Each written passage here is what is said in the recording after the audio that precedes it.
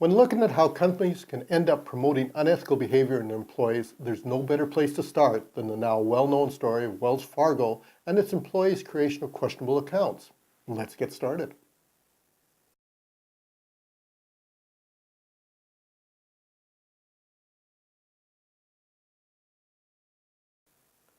Between 2011 and 2016, Wells Fargo fired 5,300 employees for the unethical and fraudulent behavior of creating fake accounts to meet cross-selling sales targets. In doing so, Wells Fargo sent the message that the problem was with the ethical behavior of employees and not with the pressure created by the sales incentives. They were, in effect, saying that sure, Wells Fargo had aggressive targets and incentives, but no, they did not expect people to meet those targets in unethical ways.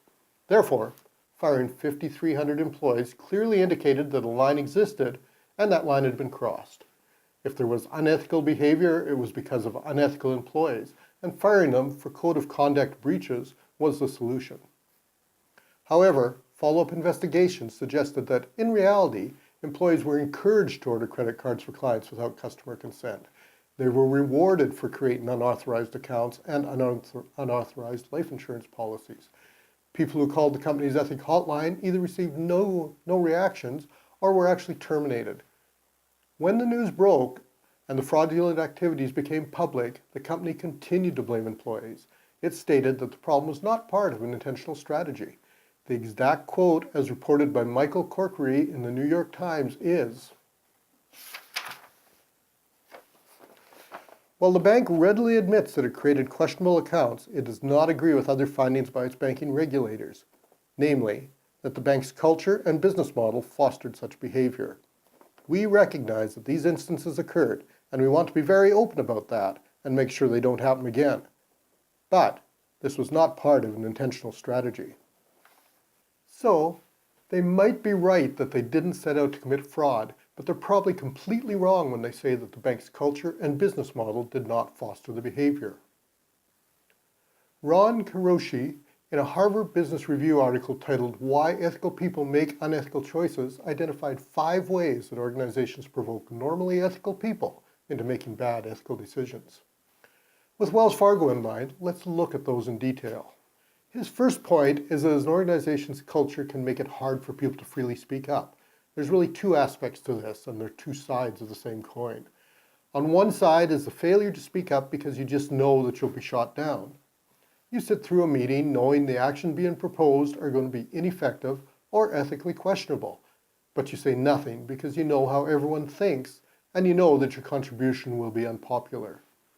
Group dynamics and cognitive biases driven by a common corporate culture has preordained the outcome, so you don't say anything.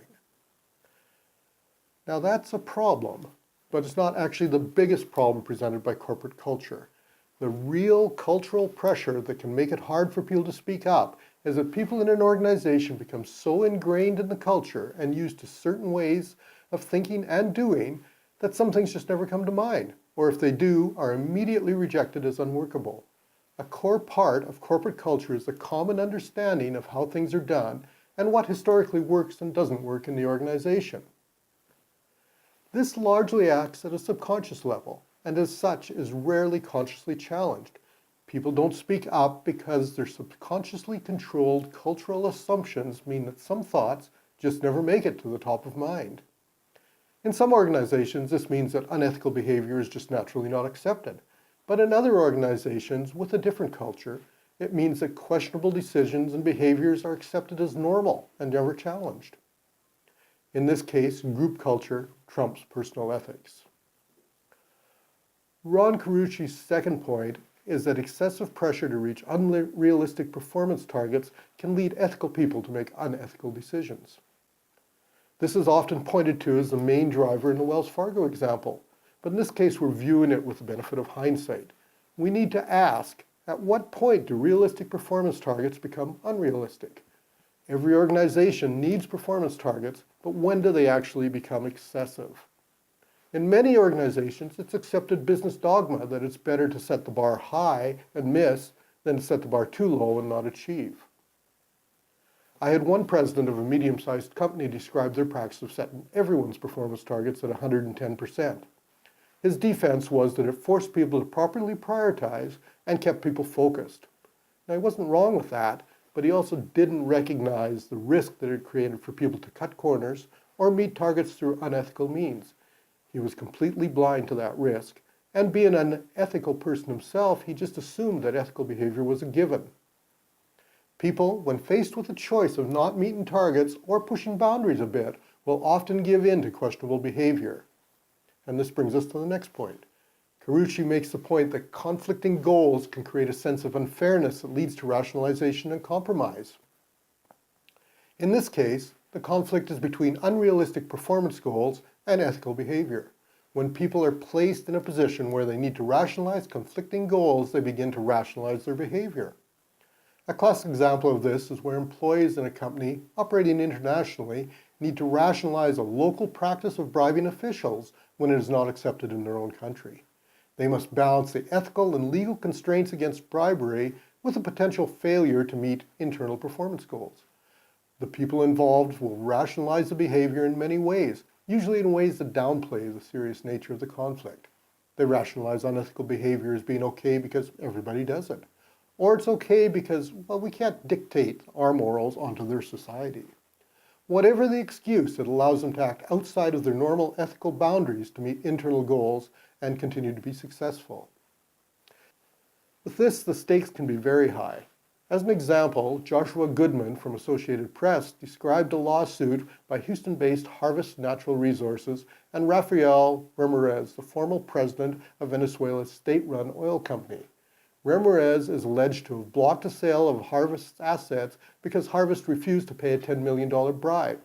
Harvest claims that failure to pay the bribe has cost them $470 million. That's the difference between what they were initially going to sell the assets for and the actual amount they eventually received. In this case, the company aligned performance goals and ethical goals. They saved their employees from an ethical dilemma, but they're down $470 million and are now tied up in legal proceedings. Not all companies are as disciplined, and employees are often forced to rationalize their behavior in the face of conflicting goals. Given the height of the stakes, it should not be a surprise that they do. The fourth point that Carucci makes is that employees can be led to make unethical decisions when the organization's leaders fail to set a positive example. If leaders are acting unethically or promoting unethical behavior in others, it's very likely that unethical behavior will permeate the organization. This is especially true where unrealistic performance targets are in place or the organization has a take-no-prisoners culture. This factor is often at play in fast-growing organizations that are moving from the startup phase to becoming a more responsible and normalized business.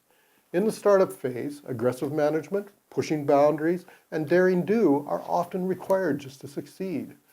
While startup management may be pretty adept at cutting it close and knowing when to pull back, as the company matures, this culture may create strong pressures on employees to see unethical behavior as not only desirable, but required.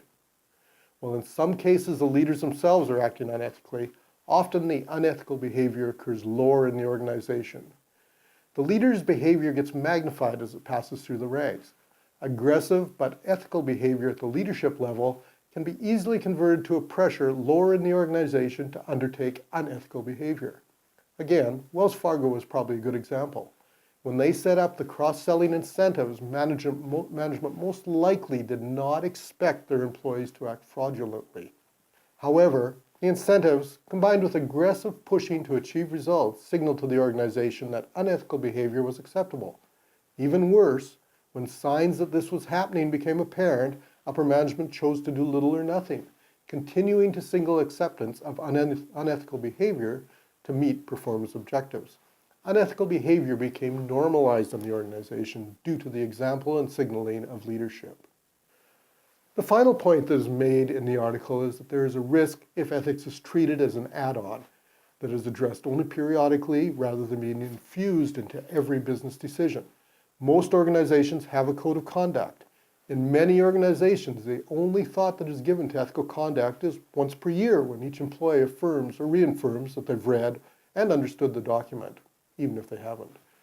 Rarely do organizations look at their policies, their culture, their leadership behavior, their governance structures, and ask, how do they impact our ethical behavior?